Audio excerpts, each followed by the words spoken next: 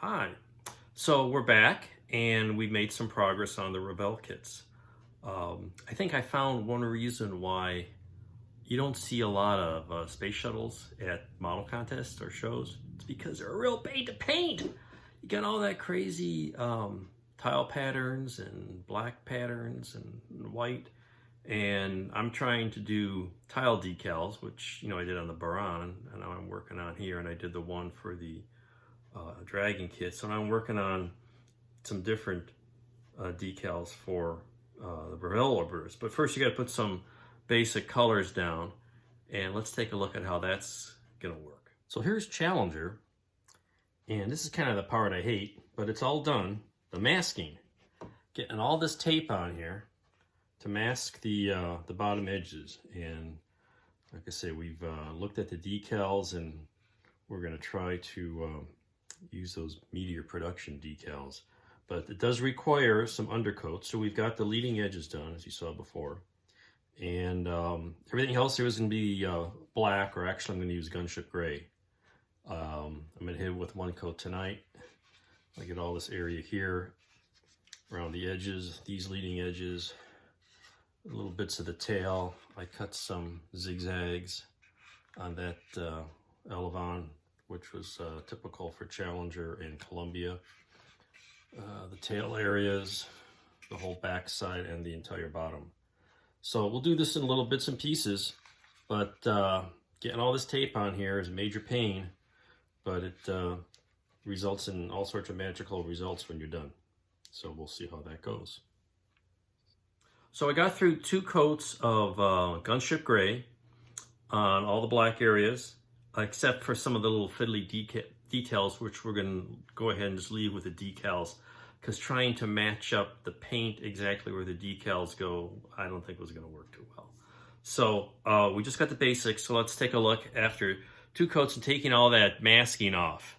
Here we go. This will be Challenger, and eventually Atlantis is going to look very similar. I left this stripe off here. We do all this little fiddly stuff with decals. Hope it matches up nicely. One other thing I noticed on the Revell kit, there's no molded line for the nose cap, so you got to fake that yourself, which is a pain to do on round surfaces. But I think we got that okay. I've got the leading edges with a gray and metallic mix, and so I've left the pods off. I'll put those on later. But the masking went okay. I got the little zigzag patterns on the elevons here. Not too bad. Get that pretty good there in the bottom, just all black. And so I think this is what I'm gonna do now is I'm gonna let this sit overnight, let this dry thoroughly, and then give it a gloss coat or 3, so we get some good decals. Oh, I really got a little scratch on here. So I'll let this stuff set up, and then we'll go ahead and work on the decals. That'll be really interesting.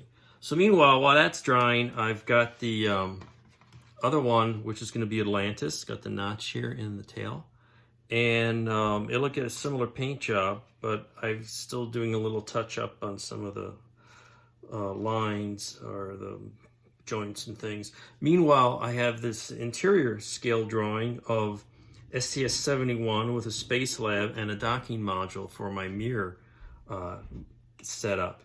And so I scaling that, and I got the paper mock-up of the payload bay, because what I need to do is drill some holes in here to mount a mounting point. So I got the mirror kit out, which I put away already, and this is the placeholder little docking module that sits there now, okay?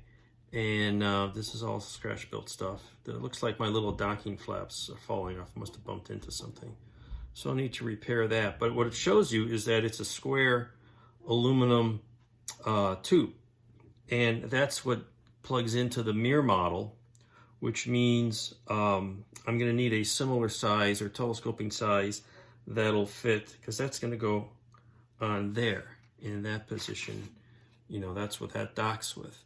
So, that means I take this off and put a pair of mating ones here, because the idea was I made that mirror kit so I could take this off and attach the orbiter to it. So I will replicate half of this with the docking module with this size pin coming out of the top of the shuttle, something like this, and then this will just hook up to mirror. The trick is I want the whole thing then to stand up, so that means this telescoping piece of aluminum square rod is going to have to go through the bottom and rig up in some place for the whole thing to stand on, and that'll be interesting process in itself. But I want to get that hole drilled and located before I do any painting. So that's where we are there. We're doing a little computer design. This I had up from years ago. Again, this has just got the standard thing I started for the Solar Max version. And away we go. Oh, and I've got also a little mock-up, again, paper drawings of the front, and I got another one for the back here. And I may just do that with paper. I may put a few of these with little bits of styrene, but not a whole lot.